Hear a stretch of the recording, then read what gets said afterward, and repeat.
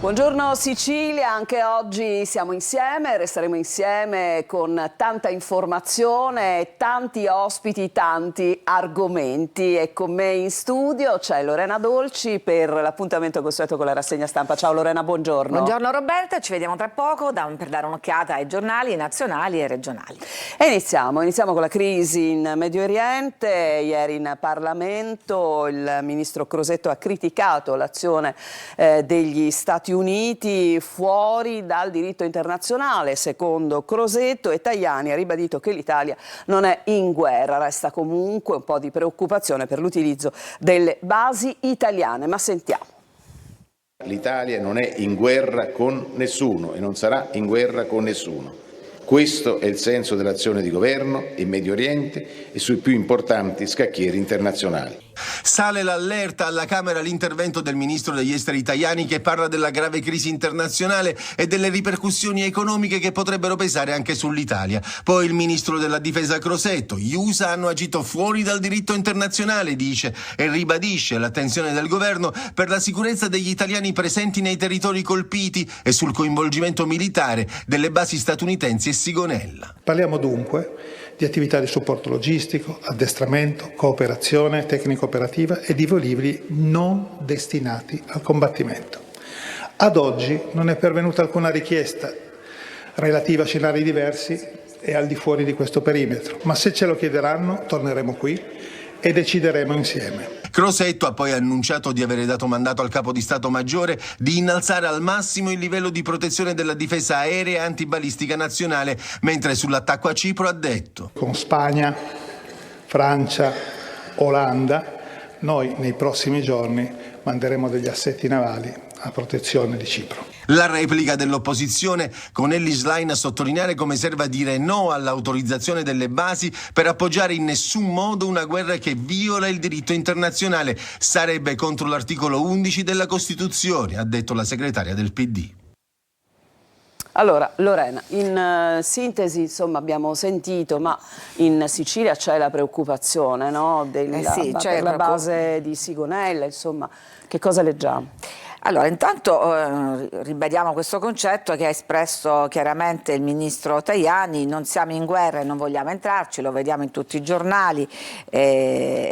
Crosetto ha ribadito certo che è stata un'azione al di fuori delle regole del diritto internazionale, avviata da USA, Israele in Iran, ed è il giudizio pronunziato da Guido Crosetto, il ministro Crosetto, in risposta alle proteste delle opposizioni. Il ministro della difesa sottolinea che il conflitto è partito all'insaputa del mondo intero, quindi vuole dire non soltanto dell'Italia, che non abbiamo voluto e che ora ci troviamo a gestire.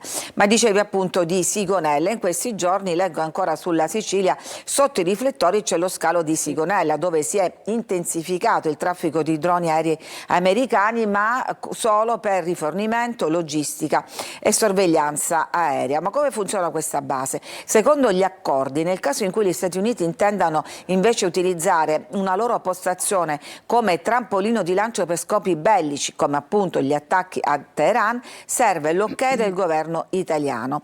Nell'ambito delle attuali crisi, l'esecutivo ha comunque annunciato che condividerà con il Parlamento eventuali decisioni sulle concessioni di basi USA. I primi patti che ne regolamentano l'utilizzo risalgono al primo dopoguerra. Siamo dunque al lontano 51.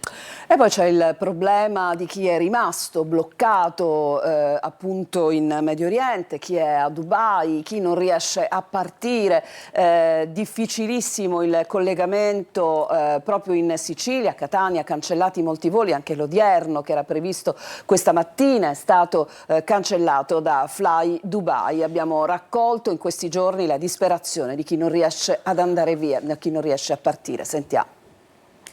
Il controesodo per l'Italia procede lentamente con i primi collegamenti aerei, ma sono tanti connazionali ancora nel limbo, bloccati in Medio Oriente mentre gli attacchi incrociati tra Stati Uniti e Iran proseguono.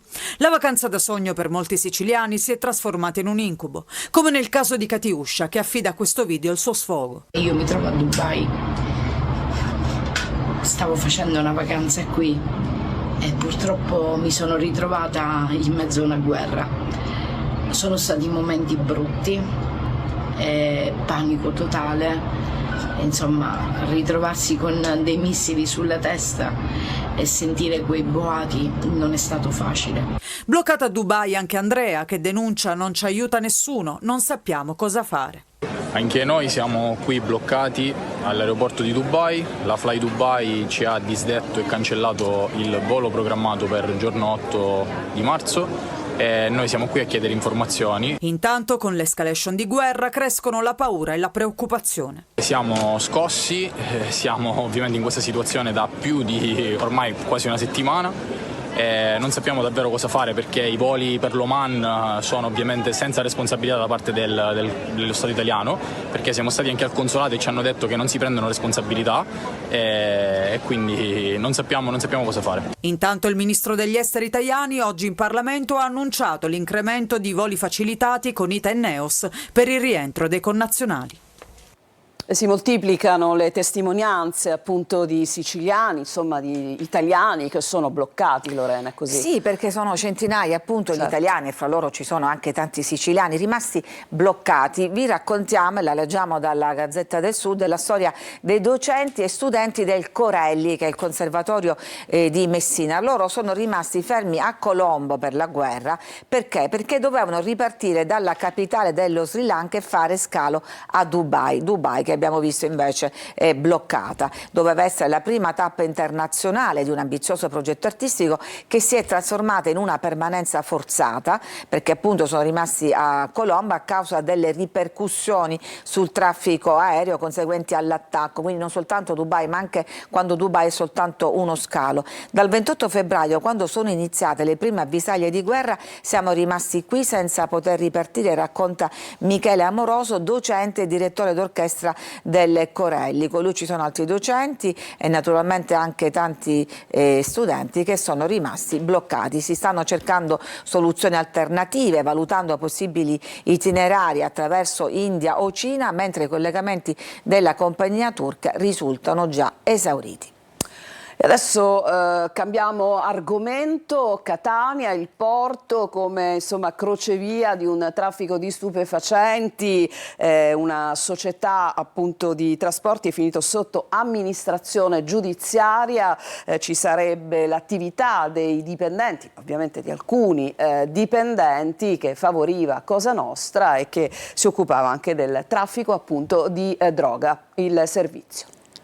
Il porto di Catania crocevia di grossi quantitativi di cocaina con i dipendenti di un'azienda, la Europa Servizi Terminalistici SRL, affiliati a Cosa Nostra e Tenea, parte integrante dei loschi affari. Lo ha scoperto la Guardia di Finanza sotto il coordinamento della Procura Etnea, che ha dato esecuzione nelle province di Catania, Palermo, Siracusa e Parma ad un'ordinanza che ha disposto l'applicazione della misura di prevenzione dell'amministrazione giudiziaria per la durata di un anno nei confronti della EST, operante nella gestione, deposito, trasporto, spedizione e movimentazione di container e merci nei porti di Catania, Palermo, Augusta, Trapani e Termini Imerese. Le indagini sono scaturite dalle dichiarazioni di due collaboratori di giustizia, rispettivamente dei clan mafiosi Strano di Montepo e Cappello di Catania. Le indagini evidenziano una presenza stabile di soggetti che erano dediti al traffico di sostanze stupefacenti. All'interno della EST avrebbero operato affiliati al clan Pillera Puntina, i quali, a fronte di un compenso pari al 30-40% del quantitativo, avrebbero nel tempo favorito l'ingresso e lo smistamento dello stupefacente giunto a bordo di navi cargo provenienti dal Sud America. Figure di riferimento: Angelo Sanfilippo, 60 anni, condannato per narcotraffico, e i 3 figli, tra cui Melino Sanfilippo, tutti dipendenti della EST. Lorena. Allora. Sì, la ritroviamo ovviamente questa importante operazione che ha svelato questo traffico di droga al porto di Catania. Narcotraffico, società bloccata dalla Procura, il Tribunale di Catania ha disposto l'amministrazione giudiziaria per la EST, Europa Servizi Terminalistici, inerzia e tolleranza dei propri assetti gestionali. Che cosa dice la Procura? Che questa azienda non sarebbe rimasta estranea al contesto criminale, ma si è è inserita anche attraverso l'inerzia e la tolleranza dei propri assetti gestionali in un meccanismo agevolativo stabile che ha favorito la capacità operativa di persone, dei dipendenti che invece erano affiliati a dei clan mafiosi, e ne ha dunque favorito l'attività di traffico internazionale di stupefacenti. Il provvedimento è stato eseguito dalla Guardia di Finanza e ha trovato riscontro alle dichiarazioni di due pentiti dei clan Strano e Cappello. Entrambi avevano indicato il porto di Catania come il terminal di arrivo di ingenti quantitativi di cocaina, sfruttando le movimentazioni commerciali in ingresso. C'è una precisazione, dice sempre i magistrati, che sono stati esclusi gli attuali manager della società, che è un'azienda importante, ed è stato stabilito che sia un amministratore nominato dal Tribunale a gestire la società, perché appunto, come abbiamo detto, sono emerse delle infiltrazioni mafiose, ha detto il procuratore Curcio. Ci spostiamo al calcio. Ieri il Catania ha giocato quello che era stato definito il big match contro il Benevento a Benevento. Per il Catania sfumano purtroppo i sogni di primato, è finita 2-1 per i padroni di casa, ma sentiamo Marco Carli. Catania rimontato dal Benevento che vince e vola più 10. Toscano cambia per 2 undicesimi la formazione di Salerno, ritorna tra i titolari Gherardi, mentre in attacco c'è Lunetta. Il primo tiro in porta è del Catania, ci pensa D'Ausilio ad impostare l'azione e poi a concluderla con un tiro dal limite che trova la risposta di Vannucchi. Il Benevento ci prova con Salvemini che riceve dalla Mesta e crossa, ci arriva bene Tumminello che di testa impegna severamente Dini, bravo a distendersi sulla sua destra. I rossazzurri accettano in avvio il palleggio del Benevento, ma tengono bene e ripartono con azioni ben manovrate. Un recupero a centrocampo di Gherardi dà in là all'azione del vantaggio. La palla arriva a Donnarumma che crossa perfettamente, Vannucchi esce male e in mezzo all'area salta Lunetta che di testa mette in rete. Il Benevento si ritrova sotto al Vigorito per la terza volta nelle ultime 3 partite, ma i giallorossi di casa riescono a pareggiare subito. La Mesta pennella una punizione dal limite, batte Dini che piazza 2 uomini in barriera, venendo superato dalla traiettoria. 1-1. Per il Catania è tutto da rifare, ma gli etnei si fanno vivi subito dalle parti di Vannucchi, chiudendo bene il primo tempo con la capolista nella propria metà campo, senza possibilità di uscirne. Anche inizio ripresa, stessa musica, Catania avanti ma senza concretezza. Toscano prova a vincere, inserisce Caturano, i Sanniti si coprono con Caldirola e Cuan. Proprio Caturano ci prova di testa su cross di D'Ausilio, ne esce una conclusione centrale, facile per Vannucchi. Cuan prova un tiraccio su una ribattuta corta con pallone alle stelle. Toscano cambia modulo con Bruzzaniti per Pieraccini, uno dei migliori, e passando alla difesa a 4, ma il gol lo segnano i padroni di casa. A fare centro è Mignani, pronto a sfruttare una respinta corta di Dini su tiro da fuori di Maita dopo un primo salvataggio su Salvemini. È il gol che con ogni probabilità chiude i giochi per la promozione diretta. Il Catania adesso deve difendere la seconda piazza in ottica playoff. E sin qui il nostro inviato a Benevento, Lorena, parliamo del sì, è un risultato che fa rabbia a Toscano, ma sicuramente anche a tutti i sostenitori del Catania. Siamo stati superiori al Benevento, ha detto infatti Toscano, questo è un risultato che fa rabbia. Abbiamo interpretato la gara nel modo giusto e l'analisi del tecnico. Certo, il campionato adesso possono perderlo solo loro, ma mancano 8 partite, non possiamo mollare proprio ora. Continuo a dire com'era dopo la sfida l'atmosfera in seno alla squadra. Ho fatto i complimenti ai ragazzi, hanno avuto qualità, personalità contro un avversario molto forte che abbiamo messo alle corde per lunghi tratti della gara, concedendo pochissimo. Alla fine avete creato tanto e finalizzato di meno, chiede il giornalista, anche se occasioni ne avete avute. Avremmo potuto fare qualcosa in più, risponde Toscano, nel primo tempo quando abbiamo spinto tanto. Se avessimo chiuso avanti il primo tempo in vantaggio senza beccare il pareggio, il Benevento avrebbe disputato un'altra gara, ma purtroppo è finita così. Allora restiamo con Lorena e apriamoci insomma ad altre notizie che riguardano ovviamente la rassegna stampa dei quotidiani locali, regionali. A te. Allora, intanto andiamo a vedere le prime pagine dei quotidiani. Partiamo con il quotidiano di Catania, la Sicilia. Naturalmente anche se parliamo di un quotidiano regionale, le notizie sono quelle del scenario di guerra che arrivano dal Medio Oriente, ma si parla anche dei rincari, allerta massima, task force antispeculazione su energie e carburanti, che è una ricaduta, un effetto di questa guerra che naturalmente interessa tutti. E poi Catania, il sogno dura un minuto, rossazzurri battuti, Benevento irraggiungibile. Andiamo a vedere adesso la prima pagina di Repubblica, il tomo dedicato a Palermo. C'è in taglio alto una sorta di reportage da Mondello, la borgata del degrado, dove sapete è stata revocata la concessione alla italo-belga, è un po' abbandonato, rifiuti e strade dissestate, con la stagione balneare alle porte. Il comune però assicura e dice pronto un piano. Tornano poi in via Libertà le domeniche senza auto, e poi il bilancio non c'è ancora, le assunzioni restano bloccate, l'assessore però assicura che presto arriverà il documento necessario. Il Giornale di Sicilia ci dà dei particolari su questo piano a cui accennava anche Repubblica, che riguarda le nuove assegnazioni, i nuovi bandi per la spiaggia di Mondello, e dice 13 lidi con canoni bassi, ogni lotto in gestione per 90 giorni a 6.900 euro, non ci sarà un'asta ma verrà premiato chi presenterà i migliori piani, gradatoria in un mese proprio perché la stagione balneare è alle porte, oltre 1.300 metri di aree libere attrezzate, che è quello che chiedevano i cittadini, cioè che non fosse tutta attrezzata ma ci fosse anche una parte di spiaggia libera. E poi la Gazzetta del Sud, ancora oltre alle scenari internazionali, si parla dell'inchiesta sull'ex rettore di Messina, chiusa l'inchiesta, terminate le indagini preliminari sul caso rimborsi che coinvolge oltre all'ex rettore anche l'ex direttore e 2 funzionari di Chi Biofarm, contestati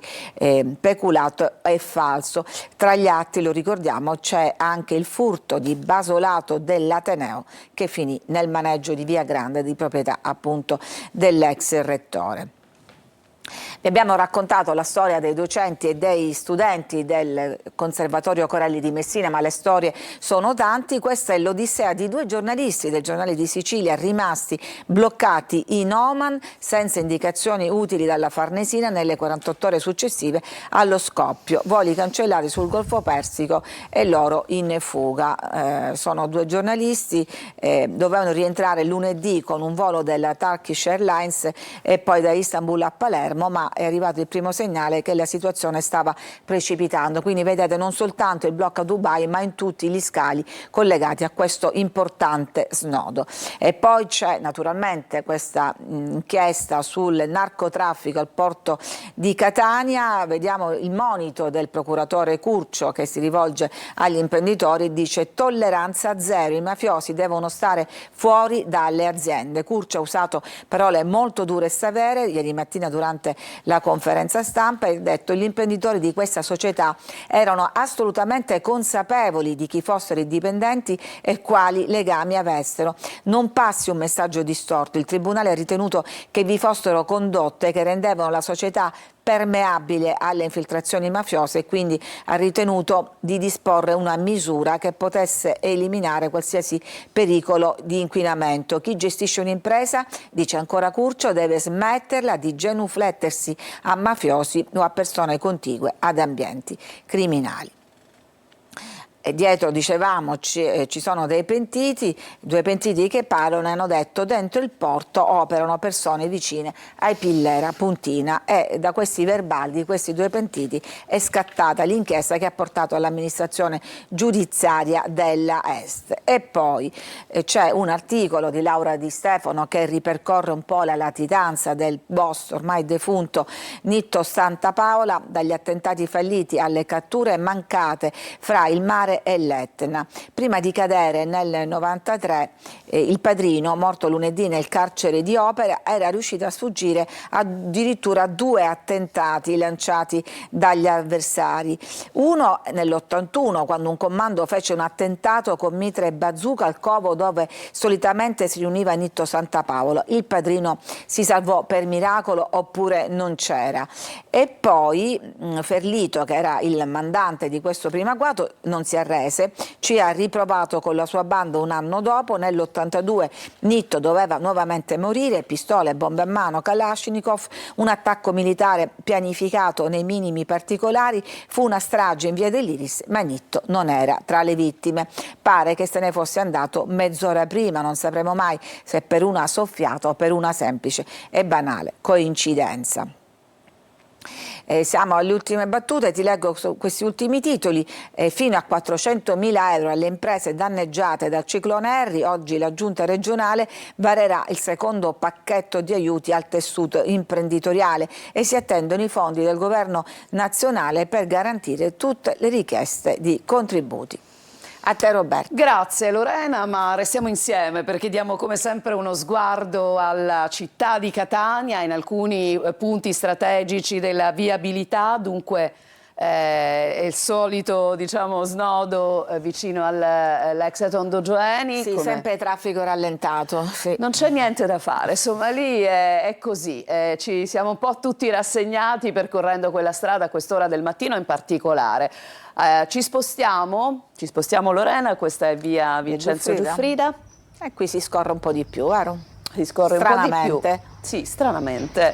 E quindi viabilità tutto sommato accettabile, adesso tremo per la prossima. Eppure no, eppure meno peggio di quello che sì. che ma si perché pensava. forse stai facendo nodo in quel punto, poi nel resto delle strade contigue si scorre, perché sono tutti bloccati là praticamente. Esatto, allora questa è appunto la circonvallazione. Ecco, questo è il nulla. È assolutamente il nulla. C'è l'Etna, ve lo giuriamo, ma non sì, noi sappiamo che dietro c'è l'Etna, ma questo ci permette anche di valutare quella che è la situazione meteorologica in questo momento sull'isola anche dalla visuale. Roberta, si sta avvicinando il fine settimana, dopo una settimana di sole giustamente si preparano le nuvole per questo fine settimana. E andremo anche più tardi a controllarlo con il nostro momento dedicato alle previsioni del tempo. C'è una pausa, torniamo tra poco con Lorena Dolci per la rassegna stampa nazionale e internazionale. A tra un attimo.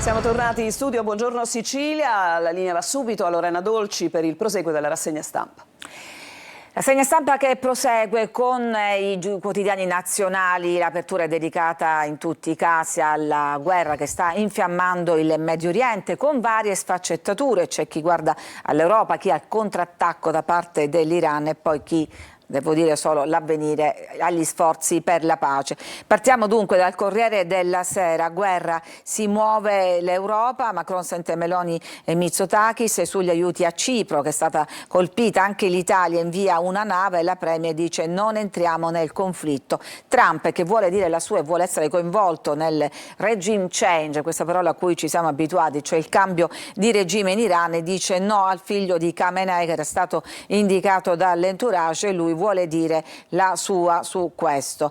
Repubblica invece focalizza sul contrattacco da parte dell'Iran, pioggia di droni e missili, colpito anche l'Azerbaigian, affondata petroliera nel Golfo, lo stretto di Hormuz che è questo collo di bottiglia dove passa gran parte del traffico di greggio e di gas, è area di guerra. Teheran lancia una minaccia, se Trump ci invade per lui sarà un disastro.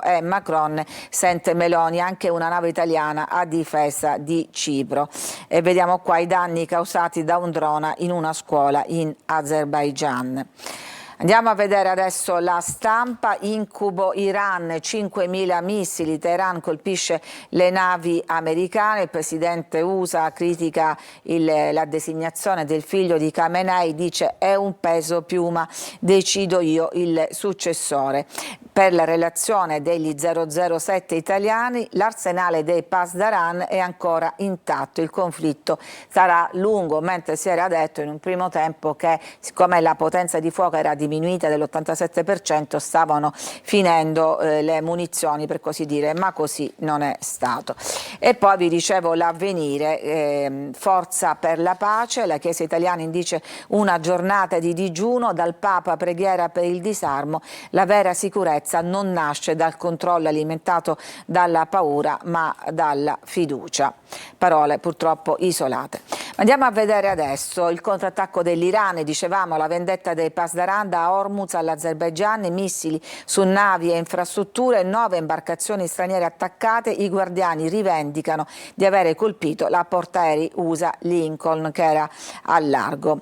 Fuoco sulle vie del Gregge, questo famoso golfo di Hormuz, escalation nel golfo. E questa è la situazione, tra l'altro con l'aggravante che nel territorio iraniano sono state posizionate armi e munizioni da utilizzare in caso di avanzata da terra. E chi dovrebbe mettere i cosiddetti stivali sulla terra? Non gli americani, che però non hanno escluso questa ipotesi, ma milizie kurde pronte a intervenire in quell'area che era appunto di lingua curda.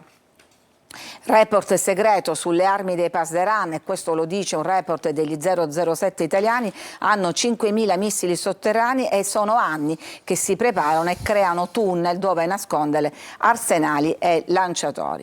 Ed ecco qui lo stretto di cui parlavamo e questo collo di bottiglia che ormai abbiamo imparato a conoscere, il blocco sullo stretto delle rotte del petrolio, un vero e proprio incubo per l'economia basata appunto sul greggio e sul gas.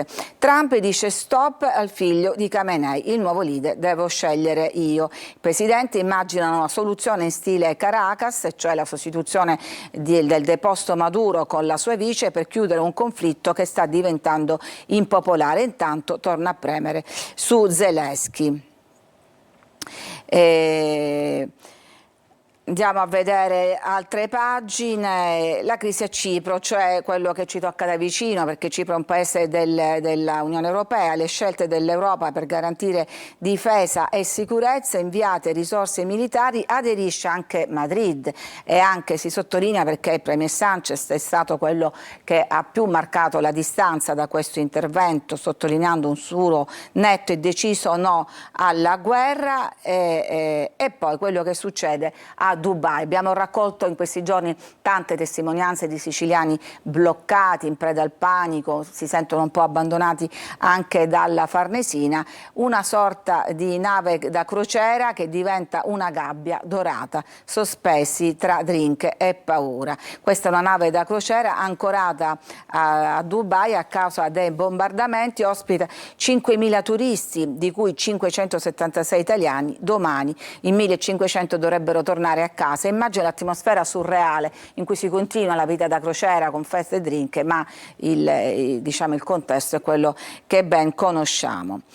Veniamo adesso alla cronaca italiana. Morti in ambulanza, l'autista lavorava per le pompe funebri. Spunta una nuova pista nell'inchiesta sui decessi durante il trasporto. L'indagato nega, ma in paese tutti sapevano. Lui è questo l'indagato, accusato di almeno 5 morti sospette, ma sono 8 le cartelle cliniche su cui stanno lavorando i NAS, anziani che venivano trasferiti in questa ambulanza e che arrivavano in gravissime condizioni, addirittura già morti in ospedale.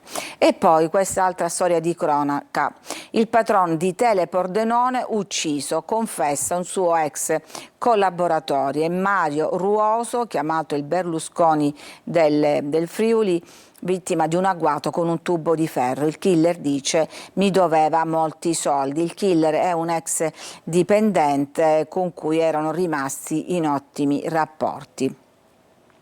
E poi il referendum dimenticato perché la crisi in Iran sta togliendo spazio alla campagna per il sì, per la destra più difficile portare l'elettorato alle urne, una campagna che aveva raggiunto toni molto accesi ma che adesso sembra un po' finire nel dimenticatoio. E poi torniamo ad occuparci della storia, della tragedia di Crans Montana con una bella notizia, perché una delle vittime nel senso di persone rimaste ferite in questa tragedia, e Sofia, 16 anni, è stata dimessa dal Niguarda, dovrà portare una guaina per 2 anni, però intanto si gode il sole sulla pelle, il primo hamburger. Ecco, anche le piccole cose normali diventano emozionanti. Gli amici dell'oratorio l'hanno aspettata, sventolano uno striscione con la scritta "ci sei mancata" e tutti dicono "è tornata Sofia", quindi un bel ritorno per questa giovanissima ragazza che è tornata a casa dopo, pensate, ben 62 giorni di degenza. Ha 16 anni ed è la prima dei 4 studenti del liceo Virgilio di Milano rimasti ustionati nel rogo di Crans-Montana a lasciare l'ospedale. E poi c'è questo pasticcio, il pasticcio dei monopattini. Parliamo un po' anche di vita normale, di vita di tutti questi giorni, perché il governo aveva annunciato una stretta sui monopattini con l'obbligo di targa e assicurazione che doveva partire a metà febbraio, ma la piattaforma ministeriale non è pronta e in strada dunque regna l'incertezza. La riforma del codice della strada ha introdotto alcune prescrizioni, ma soltanto l'obbligo del casco è già operativo, anche se diciamo non se ne vedono ancora molti, perlomeno a Catania. Mobilità dolce la chiamano, quella che doveva liberarci dal traffico, dall'inquinamento o persino dal senso di colpa di possedere un'auto che ingombra il mondo, e che puntava soprattutto sui monopattini elettrici leggeri, silenziosi, che sfrecciano come messaggeri di un futuro. Ma dicevamo, intanto sfrecciano in questo pasticcio di norme e obblighi che però non sono ancora stati applicati.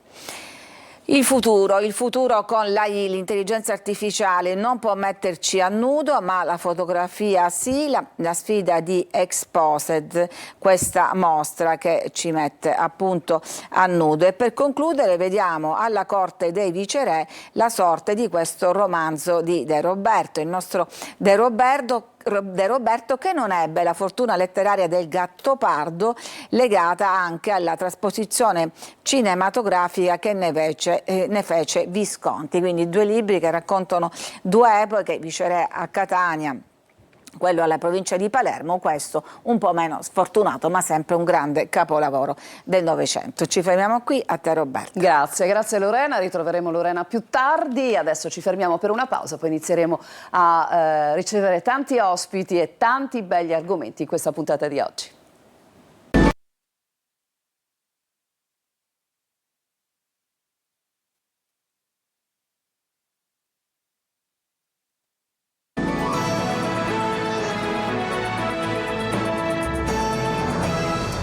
E siamo in studio, ve l'avevo detto, oggi avremmo avuto argomenti molto interessanti, parliamo tanto di donne, in particolare anche del ruolo delle donne in quello che è stato il percorso nel tempo, no? All'interno naturalmente delle comunità cristiane, il ruolo che le donne hanno avuto anche nella poter tramandare, no? In questo senso un messaggio. E allora, per parlare di questo, ho 2 ospiti meravigliose. Vicino a me Mariella Aurite, che fa parte del direttivo della consulta delle aggregazioni laicali diocesane, insieme a Febronia la Micela, che è invece la segretaria appunto della medesima consulta. Buongiorno. Allora ritroviamo Mariella Aurite, la professoressa non me ne voglia, ma per noi è un volto, insomma, del nostro appuntamento Devoti Tutti, è un'amica preziosa, è piena di notizie e di, come dire, cose che si aggiornano di edizione in edizione, di anno in anno. Sembra che riusciamo a saper tutto, invece non è così. Perché Sant'Agata è piena di non solo di leggenda, di storia, ma di grande tradizione. E quindi c'è sempre da dire, c'è sempre qualcosa da poter rinnovare, dare delle chicche. Allora, siamo vicini all'8 marzo, siamo vicini alla giornata internazionale dedicata alle donne, questa iniziativa che si attua insieme al Circolo Femminile Sant'Agata, no? Non è così? No, il Circolo Femminile Sant'Agata ha portato avanti questa iniziativa fino a circa 2 anni fa, poi abbiamo voluto lavorare insieme alle altre comunità diocesane. Una sorta di traghetto traghettamento, Sì, abbiamo diciamo fatto un così. traghettamento, poi da quest'anno proprio l'abbiamo traghettato totalmente, ma mi sembra la cosa più bella da fare proprio per poter far vivere a tutte le aggregazioni laicali, ma qui la nostra segretaria sarà molto più precisa, questo momento che è un momento che già vive da circa 30 anni nella chiesa di Catania. Allora, cosa accadrà intanto l'8 marzo? Prima si parte con un omaggio proprio a Sant'Agata. Sì, no? saremo in cattedrale accolti dall'arcivescovo e faremo questo breve momento di saluto, di omaggio, di preghiera alla nostra patrona, perché quest'anno, tra l'altro, tutti sapete, ricordiamo il 9° centenario del rientro delle reliquie della nostra santa. E quindi appunto noi quest'anno continueremo questo discorso sul ruolo, come diceva lei, delle donne nella Chiesa, ricordando Agata, perché Agata naturalmente la sua forte testimonianza non nasce dal nulla. Sicuramente Agata ha ricevuto dalla comunità cristiana alla quale apparteneva questo insegnamento, queste ragioni della fede che le hanno permesso di dare una così alta testimonianza attraverso il martirio. E quindi vogliamo rivedere qual era il ruolo delle donne, la loro responsabilità nelle comunità cristiane delle origini, quindi parliamo delle comunità evangeliche e poi di quelle dei primi secoli alle quali appartiene proprio Agata. Posso chiederle se in effetti possiamo anticipare un po' qualcosa? Queste donne avevano un ruolo predominante, importante, basilare? Qual avevano era certamente dagli studi biblici, storici, epigrafici, eccetera, avevano un ruolo di molti ministeri, svolgevano molti ministeri all'interno della comunità. È noto a tutti che ancora oggi nella Chiesa c'è il dibattito sul diaconato femminile che alcuni documenti attestano appunto nelle comunità cristiane delle origini, quindi ancora è, diciamo, un dibattito aperto e proprio per questo abbiamo voluto invitare due personalità del panorama teologico italiano femminile, che sono appunto la professoressa Marinella Perroni, nota biblista, e la professoressa Simona Segoloni, che tra l'altro, oltre ad essere teologa, è la presidente del coordinamento teologhe italiane. Quindi abbiamo, diciamo, un parterre, diciamo, molto interessante per poter sviscerare, appunto, partendo dal passato e analizzare anche il nostro presente come donne nella Chiesa. A chi è rivolto, Mariella, questo invito? L'invito è rivolto a tutte le donne, di qualsiasi... Anche agli uomini. Certo, a tutte, come sempre, sì. È chiaro, anche agli uomini. Devo dire che abbiamo sempre avuto in questi ultimi anni una grande risposta. Abbiamo anche invitato tutte le nostre come si dice, religioni, no? Abbiamo invitato le sorelle di tutte le religioni, quindi è proprio è un abbraccio proprio comune non solo per Catania. E devo dirti che questo momento è stato vissuto già 30 anni fa, proprio, scrive il professore Blandini, penso che voi ricordate tutti, su Avvenire, scrive che è stata la prima festa della donna, chiamata festa allora, oggi viene chiamato momento, una giornata come internazionale, ma è stata la prima giornata internazionale vissuta in chiesa, vissuta in una maniera come veramente dovrebbe essere. Dobbiamo dire sicuramente che abbiamo avuto modo di raccontare quanto la Chiesa catanese, quindi la cattedrale, abbia aperto negli ultimi anni tanto le porte alle donne, penso alle donne vittime di violenza, cioè penso a tutto quello che si è fatto in questa ottica, no? Io devo dire che ci sono stati dei passaggi molto emozionanti ed è, come dire, grande civiltà, grande apertura, professoressa, no? Certo, noi abbiamo affrontato questo tema appunto della violenza di genere nelle precedenti edizioni dell'8 marzo a Catania. Poi però ci siamo chiesti come mai questi fenomeni sociali così gravi. Forse anche la comunità cristiana deve interrogarsi, deve valutare anche le proprie eventuali responsabilità e quindi abbiamo voluto che questo percorso si concentrasse proprio all'interno della comunità, vedere le dinamiche che dentro la comunità cristiana animano la presenza e la convivenza tra i generi. Quindi andiamo oltre, ecco, mettiamola così, cerchiamo di vedere il contesto nel quale si agitano purtroppo certe situazioni. Mi piace molto sottolineare, non lo dico a caso, a Mariella Aurite, che ci sarà anche un bellissimo momento di musica con la corale Tovini, ci sarà un a cui sei ovviamente tanto legata. Sì, ci sarà un bellissimo momento di apertura proprio di questa giornata e anche di chiusura, quindi offriremo quelli che sono i canti clou conosciuti dal popolo per Sant'Agata, ma sarà una piccola, ma sicuramente verrà ripresa la caballetta famosa. La caballetta famosa. Un'ultima precisazione, ci tengo molto, il dibattito sarà aperto naturalmente a chi partecipa e sarà moderato da una nostra cara amica che tutti penso conosciate, la professoressa Arianna Rotondo della nostra università, docente di storia del cristianesimo delle chiese.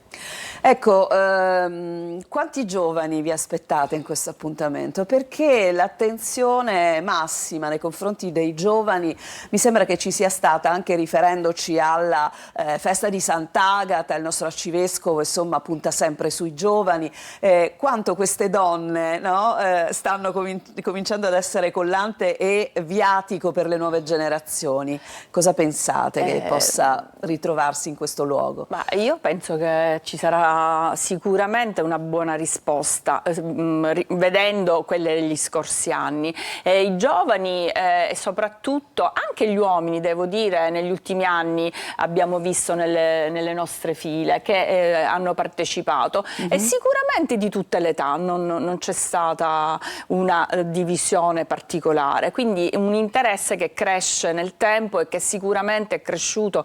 Abbiamo nel passato avuto anche il piacere di avere come relatrice nostra madre Giovanna, suor Maria Cecilia, e devo dire che abbiamo sempre avuto bellissime risposte da parte dei giovani. E questo insomma devo dire ci fa sperare molto bene, no? Sì. Assolutamente. Quindi sarà un confronto, ci sarà anche un momento veramente di scambio oppure sarà un po' a senso unico? Come l'avete impostata questa cosa? È sempre stato impostato da alcuni anni con questa modalità, cioè le relatrici, l'anno scorso ricordo avevamo avuto la professoressa Valerio e la professoressa Militello, altre due figure, hanno esposto il tema, moderate appunto da una personalità, quest'anno la professoressa Rotondo, ma poi siccome le tematiche sono appunto stuzzicanti, ecco, diciamo così, scatta quindi la platea, i partecipanti sono invitati a intervenire, a chiedere delucidazioni, approfondimenti, chiarimenti sulle tematiche che loro prima affronteranno, quindi è un dibattito aperto. Bene, allora vogliamo Mariella fare un recap dell'appuntamento? L'appuntamento sarà domenica 8 marzo alle ore 17 in cattedrale con l'offerta floreale, sarà guidata dall'arcivescovo e poi subito dopo andremo al Museo Diocesano dove ci accoglierà il coro e quindi le relatrici e si andrà avanti, diciamo, finché l'argomento sarà vivo, questo sì, sicuramente. Non pensiamo di stancare le persone, noi pensiamo di dare sicuramente degli input di riflessione affinché poi questi siano degli argomenti che possano essere sviluppati nel tempo. Bene, allora io vi ringrazio moltissimo. Grazie a voi. Speriamo di essere tutti là, di avere la possibilità di essere tutti là per parlare di un 8 marzo davvero denso di significato anche da questo punto di vista. Grazie alle nostre ospiti, Mariella Aurite e Febronia La Micela, grazie davvero. Noi ci fermiamo, c'è un'altra pausa e poi torniamo per parlare di AISM e delle iniziative a sostegno della ricerca. A tra poco.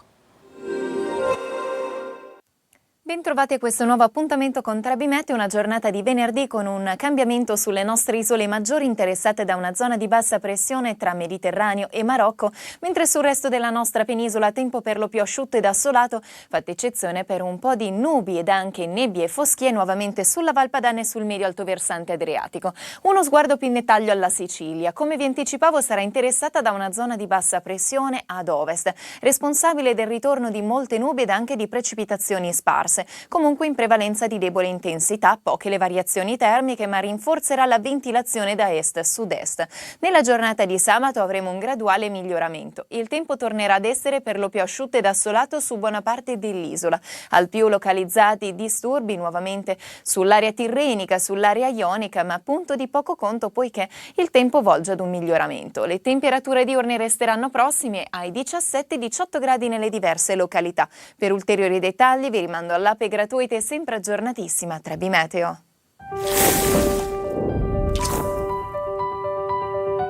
Siciliaweb.it si rinnova. Più informazione, notizie in tempo reale, i telegiornali, gli approfondimenti e le dirette di Antenna Sicilia e Telecolor. Più passione, lo sport e il Catania raccontati come nessun altro. Più emozione, con i grandi eventi in diretta e con l'intrattenimento delle nostre produzioni TV. Siciliaweb.it. Ogni giorno, in libertà, ovunque tu sia, con un click. Siciliaweb.it. Connessi con il tuo mondo.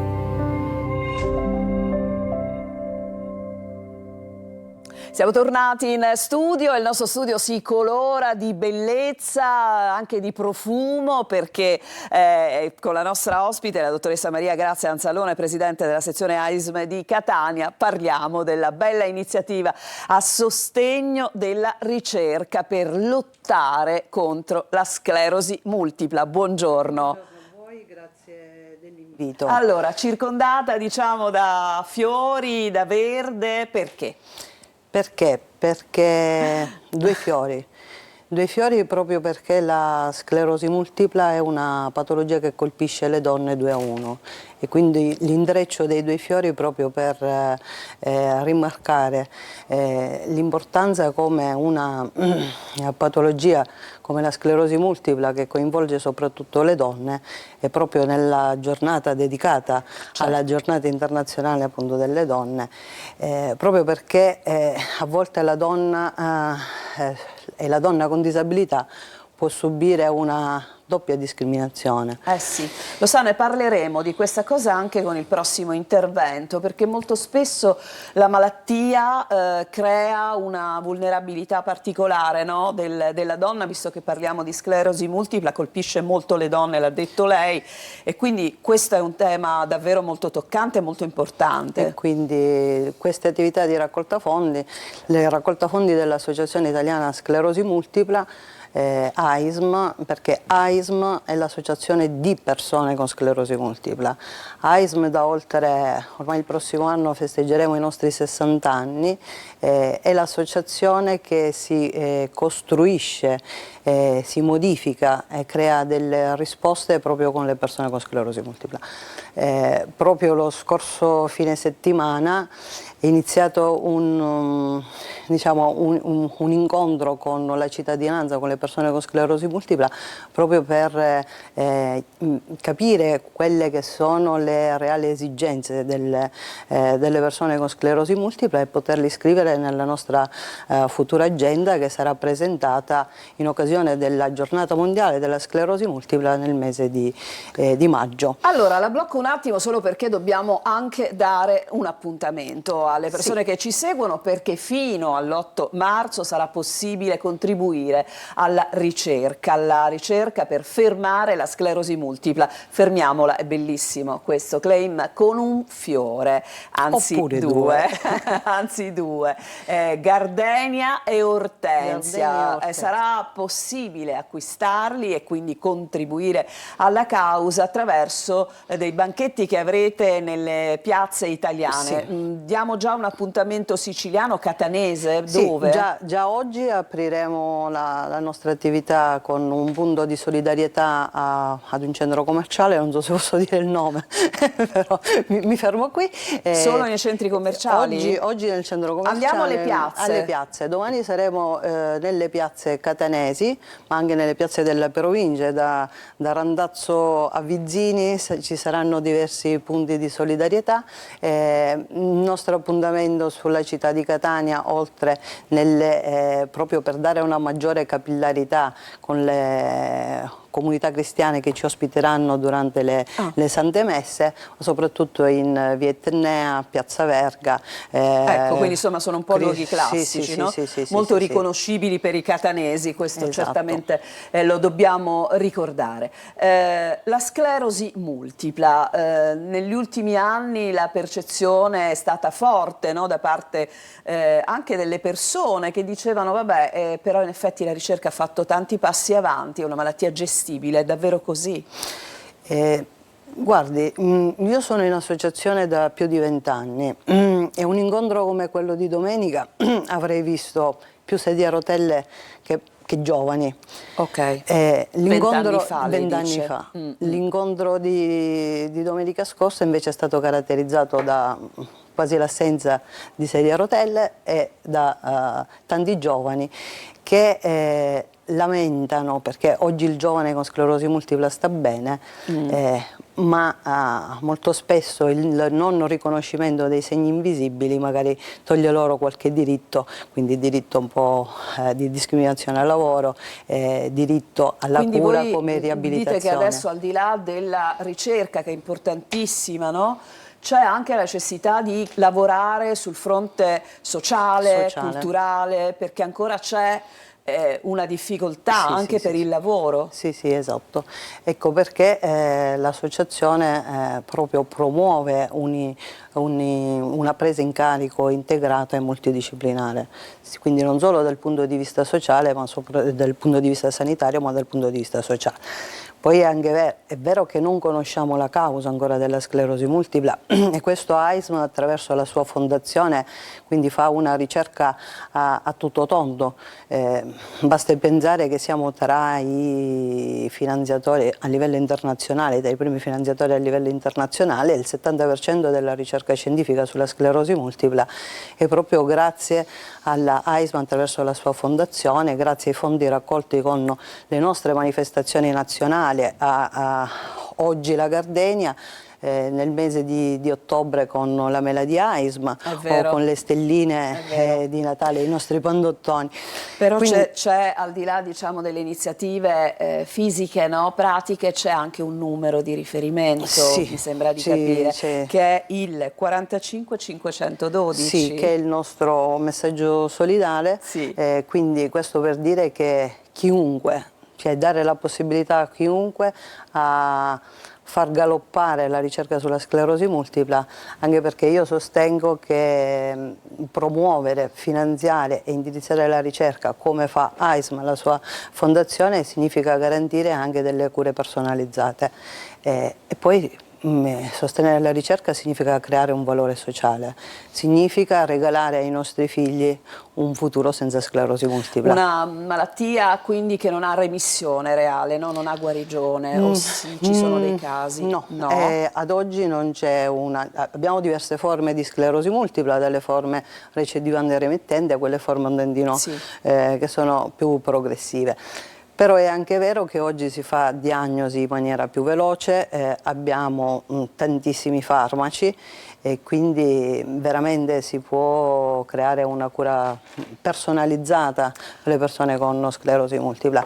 Se noi vediamo l'impatto della ricerca negli ultimi 30 anni possiamo dire che se 30 anni fa 7 persone su 10 finivano su sedia a rotelle dopo pochi anni di malattia, oggi forse 3 persone su 10 finiranno su sedia a rotelle dopo 30 anni di disabilità. Quindi diciamo insomma anche sul discorso del lavoro, no? L'abilità al lavoro non viene minata oggi come oggi, no? Fondamentalmente. No, non viene minata, anzi la persona con sclerosi multipla, ecco perché AISM attraverso anche la Carta dei diritti promuove il diritto alla cura, il diritto al lavoro e il diritto alla ricerca, il diritto proprio all'inclusione. Ecco, AISM è quell'associazione che interviene a 360 gradi sulla sclerosi multipla, proprio perché crede che le persone con sclerosi multipla hanno il diritto di vivere pienamente la propria vita. Le posso chiedere, in base chiaramente alla sua anche esperienza rispetto ai contatti con le persone che si sono appunto ammalate, quale segnale, quale campanello d'allarme una persona può attenzionare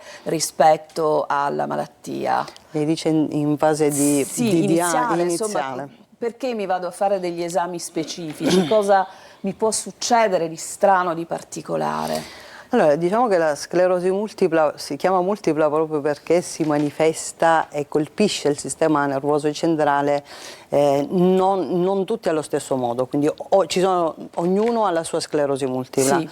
Proprio perché colpendo il sistema nervoso centrale, patologia autoimmune, il sistema nervoso centrale è ubiquitario in tutto il corpo, quindi diciamo che i sintomi che si manifestano più frequentemente sono dei sintomi come la diplopia. Tant'è vero che oggi, in passato, c'era la neuromielite ottica che veniva considerata forse una sclerosi multipla, invece oggi è una malattia a sé stante. Ecco perché AISM ha costituito anche l'associazione per la neuromielite ottica, proprio perché chiunque deve essere anche rappresentato. Partiamo dal veder doppio, diciamo veder così, doppio, no? Ecco, diciamo in termini più semplice, quindi potrebbe doppio, essere un segnale, certo, anche sicuramente, no, ma potrebbe. Allora, abbiamo finito il tempo, sì. Io la ringrazio moltissimo, le chiedo di ricordare l'appuntamento con Gardenzia e fermiamo la sclerosi multipla con un fiore, gli appuntamenti fino all'8 per acquistare. Acquistiamo la gardenia di AISM per finanziare la ricerca scientifica, vi aspettiamo numerosissimi in piazza e aspettiamo soprattutto le persone con sclerosi multipla perché per noi è importante conoscere i vostri bisogni.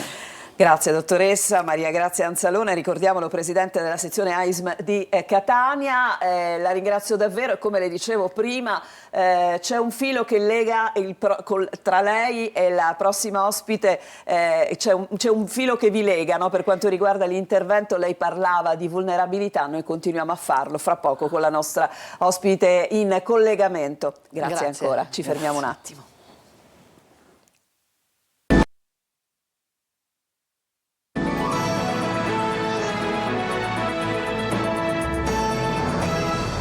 E siamo tornati in studio, collegamento con Palermo, un collegamento a cui tengo molto perché tengo molto a parlare con la dottoressa Giorgia Butera, che normalmente nella vita insomma chiamo Giorgia. Buongiorno Giorgia. Buongiorno Roberta, io sento molto piano, se puoi per favore dire alla regia di alzare il volume. Ti sta sentendo, ma non so quanto dipenda in realtà da noi, vediamo un attimo. Risolto. Risolto. Cioè loro sono velocissimi, ci mettono un secondo. Esatto. Allora, ben trovata Giorgia Butera. Grazie. Lo sai che faccio sempre fatica a dire quante cose sei, sociologa, donna impegnata, scrittrice, autrice, giornalista, ma fondamentalmente oggi parliamo di Giorgia Butera, scrittrice di un libro al quale tiene molto e che è stato probabilmente conservato nel cuore come progetto per molto tempo, fino a che le cose quando arrivano, quando vengono buttate fuori diventano liberazione e patrimonio di tutti. È uscito Attacco alla vulnerabilità, un attacco costante, eccolo qua, ma noi lo facciamo anche vedere, questo è Attacco alla vulnerabilità, la vulnerabilità di una donna che viene toccata da una malattia che si chiama cancro, della quale parla, e proprio nel momento stesso in cui mostra il fianco, l'attacco da chi magari non ci si aspetta accade puntualmente. Perché? Perché? Perché è molto semplice attaccare chi è fragile, è un esercizio quotidiano, costante, lo vediamo in ogni contesto, sin dai primissimi anni d'età, attraverso il bullismo che viene anche affrontato all'interno del testo. Attaccare chi è fragile diverte, glorifica chi attua chiaramente se mi consenti da miserabili, però è facile, ti sentirai sempre investito da una superiorità illusoria. Nel mio caso io ho subito l'attacco alla mia vulnerabilità da paziente oncologica, sicuramente sono stata molto esposta, perché comunque esposta lo sono per definizione, per impegni, per professione, e questo disturba. Non è capitato e non capita soltanto a me. Generalmente le donne malate di cancro, perché è una malattia che non piace, che disturba, lo raccontano, vengono sempre attaccate. Diciamo che è ricorrente nel mio caso, ma nella leggenda insomma metropolitana, che capita anche agli altri, si dice sempre lo fa per visibilità. Qualcuno ha ipotizzato che io lo avessi raccontato per visibilità. Perché? Perché in realtà Giorgia Butera, donna impegnatissima sul fronte sociale, ricordiamo presidentessa di Mete, donna che relaziona alle Nazioni Unite, insomma persona che ha portato avanti delle campagne straordinarie di civiltà, di impegno, la sposa bambina, lo ricordiamo, il tuo cuore per le donne iraniane, e immagino che batta ancora di più in questo momento. È chiaro che una donna così capace della forza e dei propri sentimenti e delle proprie emozioni, per certi versi come tutte le cose un po' esposte, no? Diventa il luogo dove quelli che sono un po' pavidi e che quindi lo fanno soltanto dietro maschere o dietro pseudonimi, gettano tutto il loro livore. In realtà non ti sei stupita, ma ti sei addolorata.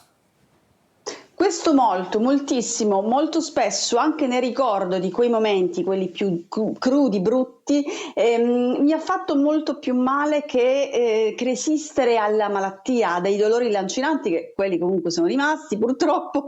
Quindi realmente è una cosa che ho sofferto. Non sempre in quei momenti sono stata in grado di contrastare, di rispondere adeguatamente, ma ho fatto poi un check anche nel tempo futuro, dove ho ricontattato alcune delle persone, quelle che meritavano una brutta risposta, altre le ho veramente annullate. Che cosa sono questi attacchi, Giorgia? Sono sguardi, sono parole, sono distacco, distanza, far finta di niente? Sono un po' tutto. Sono un po' tutto. Proprio in quel momento della malattia era iniziato il mio impegno a tutela delle donne iraniane, che continua ancora adesso e continuerà sempre. Chiaramente molte esposizioni, in quel momento la pandemia, e quindi questi appelli. Io ero una sentinella dall'ospedale. Mi si faceva dire state a casa perché immunodepressa, perché il Covid, la chemio, la radioterapia, cancro. Provenivo, ahimè, da una concussione midollare, quindi avevo tutti i tag, come dico sempre, perfetti per essere richiamata al mezzo soprattutto televisivo. Ogni volta che io facevo un appello, me lo si chiedeva, io poi dicevo sempre no, perché mi guardava e comunque non era mai un bel vedere. Però mio padre mi diceva no Devi, dobbiamo dire di stare a casa, vi dovete proteggere, perché è chiaro che c'era una fragilità totale, e questo ha innescato. Io ho ricevuto degli attacchi, e ci tengo a precisarlo, da persone che conoscevo, non da estranei, perché io ho avuto una immensa solidarietà. Ho avuto attacchi da persone che ricoprono anche delle posizioni importanti. E ritengo anche che sia uomini che donne, anzi la stragrande maggioranza donne, io ritengo che in quel caso incida anche, essendoci dell'attenzione, perché è chiaro che tu hai attenzione, loro cosa fanno? Rosicano anche su questo, perché di fatto alla base c'è anche questo ulteriore aspetto. Allora Giorgia, ci sono alcuni, abbiamo come sai i minuti contati, siamo proprio con pochissimo, però ci sono delle cose che voglio assolutamente sottolineare. C'è un tema che è quello della condivisione, anch'io ho il problema, crea una forza inattaccabile. Tu hai avuto la gioia, tra l'altro, di avere nella prefazione di questo bellissimo libro, che vi invito a leggere perché davvero si fa d'un fiato, perché non non lo puoi staccare, no, dalla lettura, Caroline Smith, che nell'atto della condivisione ha trovato nelle tue parole, insomma, un viatico per fare una prefazione veramente strepitosa. Sì, sono molto onorata della prefazione di Caroline Smith perché ha centrato il testo, ci unisce chiaramente la malattia oncologica, ma anche l'amore per la danza che io ho viscerale, ma che ho anche incluso nella mia campagna di prevenzione oncologica, perché ricordiamo che da subito io ho attivato, attraverso la mia organizzazione che presiedo, la campagna di prevenzione oncologica con tante attività. Accolgo moltissime donne che ricevono la prima diagnosi seguendole nel percorso iniziale, che è sempre quello più difficile. La mia esposizione è stata utile perché molte donne facessero prevenzione, perché c'è sempre della paura. I turbanti, anche quel video stratosferico girato al Teatro Massimo di Palermo in più lingue, perché c'è sempre da parte mia l'attenzione verso il mondo, e quindi dire fate prevenzione lo facciamo in diverse lingue. Allora, hai presentato il libro alle Nazioni Unite e questo è stato e questa è stata una gioia immensa. Oggi lo presenterai a Catania, quindi stai per partire, stai girando per raccogliere e condividere. Qual è stato lo scatto che vuoi condividere invece con noi di queste presentazioni? Cosa ti ha dato maggiore gioia? Hai pochi secondi, Giorgia, vai. Aver centrato la vulnerabilità, averla resa anche fruibile e scientifica allo stesso tempo. Questo mi dà molta soddisfazione, ed è la vulnerabilità che già, non magari titolata in questo modo, diventa agenda centrale di Mete e dell'OIDUR, del nostro osservatorio internazionale. Bravissima, ha fatto tutto in pochi secondi. Allora, svelo un'altra cosa e ti saluto. Vorrei rivedere la copertina intanto di Attacco alla vulnerabilità, che ha una dedica speciale alla musica.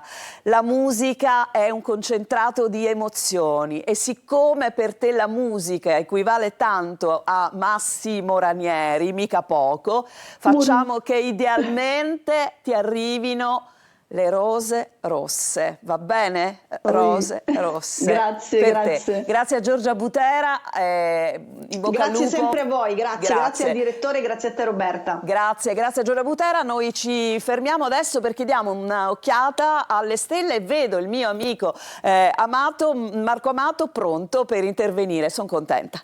Vai. Eccoci qua, Marco, come stai? Buongiorno Roberta, ben trovata e buon weekend a tutta la Sicilia. Tutto bene qua da Palermo, e voi? Noi bene. Abbiamo visto prima che nelle nostre immagini, sulle cartoline che diamo con le nostre telecamere sulla città e sull'Etna, c'era un cielo insomma un po' scuro. Non so adesso cosa stia accadendo, però insomma oggi il meteo non è eccezionale. Palermo tutto bene? A Palermo sì, c'è il sole? è una gran bella giornata. Va bene. Allora, di che parliamo oggi e di chi parliamo oggi? Allora, parliamo degli auspici di questo magnifico weekend e parliamo proprio oggi, venerdì, di un cambiamento che riguarda la bella e capricciosa Venere. Venere è stata in pesci per quasi un mese e mezzo e nel suo regno di esaltazione, quindi una Venere potentissima che ha stimolato in particolare i segni d'acqua, Cancro, Scorpione e Pesci, ma anche benissimo Toro e Capricorno. Adesso, proprio oggi, Venere slitta in Ariete. E quest'area zodiacale per Venere non è proprio la più congeniale, perché si sa, Venere, ma l'Ariete è un regno di Marte, e quindi Venere perde un pochettino di potenza, ma è una Venere fatta di accettazione, una Venere fatta anche di entusiasmi, perché l'Ariete è l'esplosione della primavera. Era molto istintiva, c'è sempre il buon Nettuno che l'ammanta di romanticità, anch'esso in Ariete, e Saturno che tendono a darle un soffio di eternità. Insomma, è l'inizio di un periodo di amori eterni, lunghi, e iniziano da me così all'improvviso. Vediamo allora quindi come all'improvviso qualche colpo di fulmine si può scatenare nello zodiaco Ariete. Chiaramente per voi è questo il weekend ideale, innamorati, di fare così. perché già in pochi invece è un upgrade di sistema, ovvero il rapporto evolve verso una nuova e più sincera relazione. Toro, Venere è il vostro pianeta, quindi si sta avvicinando, è nel segno precedente a voi. Una Venere che chiede il suo tributo, vuole ricordarvi che magari tra i tanti impegni avete lasciato poco spazio all'amore, per cui adesso è il caso di riprendere il rapporto col partner. Gemelli, finalmente un pianeta che si toglie dalle quadrature dei pesci, quindi slittando in Ariete per voi l'amore è più chiaro, più sereno, più vivibile, cari Gemelli. Cancro, per voi invece è di quadratura, per cui forse i Cancro vanno incontro a un periodo in cui devono un po' rinunciare a qualcosa per avere meglio a che fare con il partner. Leone, bellissima Venere di Trigono per voi, per cui c'è una ripresa molto forte di questa valenza di fuoco da Venere coinvolgente che vi aiuta anche a sistemare delle cose al lavoro molto bene. Vergine, Venere esce dall'opposizione, quindi gioite cari amici della Vergine, non siete più obbligati forza a tenere botta o a essere più diplomatici del solito quando anche a voi non va. Bilancia, Venere d'opposizione, Venere è il vostro pianeta, per cui è un inizio, un periodo in cui le relazioni vanno vagliate attentamente, c'è bisogno di confronto. Scorpione, perdete il Trigono, ma non per questo meno appassionati. Questa Venere vi chiede solo di concretizzare nel quotidiano, di rendere partecipe il partner. Sagittario, Venere di Trigono, ottimo per voi, che parla di amore e di passione, che finalmente fa passare il periodo daccio di incomprensione con il partner. Capricorno, inizia una Venere di quadratura, quindi iniziano un po' il partner ad avere le proprie ragioni, le proprie pretese, quindi cercate di mediare un po', cari Capricorno. Acquario, ottima Venere amica per voi, per cui oggi è una Venere molto chiacchierina, fatta di nuovi incontri, di colpi di fulmine come in perfetto stile Acquario. Pesci, per voi i colpi di fulmine sono sempre dietro l'angolo, visto che vi innamorate dell'amore, sempre, siete sempre innamorati di qualcosa, di qualcuno, ed è proprio in questo weekend che i vostri sentimenti si amplieranno. Detto questo, cara Roberta, auguro a tutti uno splendido weekend con la bella Venere e con tante novità. Ciao cara, ci è buongiorno, piaciuto Cecilia. molto questo oroscopo oggi. Grazie Marco Amato, buon fine settimana a te e buon fine settimana ai nostri telespettatori con tutte queste cose da fare appunto in Sicilia. Guardate.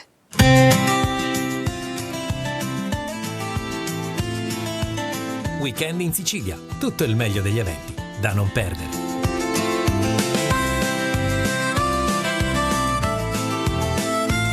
Venerdì 6 marzo Palermo cambia prospettiva e scende sottoterra con le visite guidate ai Quanat. I canali d'acqua scavati nella roccia raccontano una città invisibile fatta di cunicoli, ingegneria e storia. In un giro perfetto se vuoi qualcosa di diverso dal solito, tra lampade frontali e silenzi di pietra.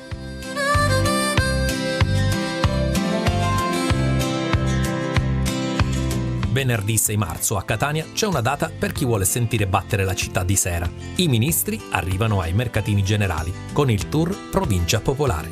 Informazione Trio, un live asciutto e potente con quel repertorio che mescola chitarre, parole e ritmo senza fronzoli.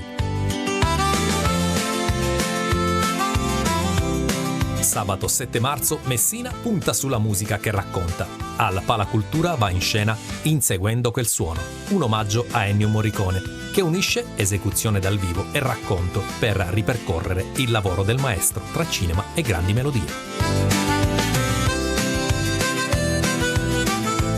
Sempre venerdì 6 marzo, Trapani sceglie il lato più curioso dell'arte. Alla Biblioteca Fardelliana l'incontro con Sabrina Elmayel. Entra nei segreti nascosti dentro le opere, tra dettagli, simboli e storie che spesso ci passano davanti senza che ce ne accorgiamo. Tra sabato e domenica 7 marzo, a Palermo il weekend si riempie di oggetti e idee. A Villa Airoldi c'è un appuntamento dedicato ad artigianato e vintage, con produzioni locali e pezzi unici da scoprire con calma, dall'apertura del mattino fino al tardo pomeriggio. Dal 6 all'8 marzo nelle Madonie, Petralia Soprana ospita Donne in Cima, un fine settimana pensato per stare all'aperto, muoversi e respirare, tra yoga, trekking e momenti di condivisione. con il borgo come base e la natura attorno a fare da cornice. E anche per questo fine settimana è tutto. Vi auguriamo un buon weekend.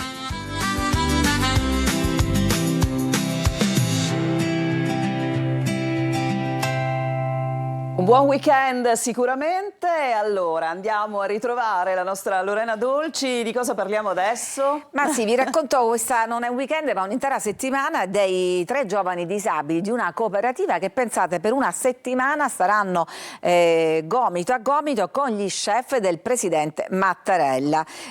Sono qui da lunedì per una settimana di formazione con gli chef che ogni giorno cucinano per capi di Stato, i premi, insomma tutti gli ospiti illustri che vengono a trovare il Presidente della Repubblica Sergio Mattarella, ed è stato proprio lui a volere che facessero questa esperienza, come mesi fa era successo con 3 detenuti del carcere minorile di Niside a febbraio con i ragazzi di un altro laboratorio. Insomma, questo Quirinale aperto a tutti e questa brigata di ragazzi disabili che stanno a scuola di cucina al Quirinale. Un biscotto per il Presidente, niente male a chiudere. Grazie a Lorena Dolci, grazie a tutti voi per averci seguito. Buongiorno Sicilia tornerà lunedì mattina alle 8.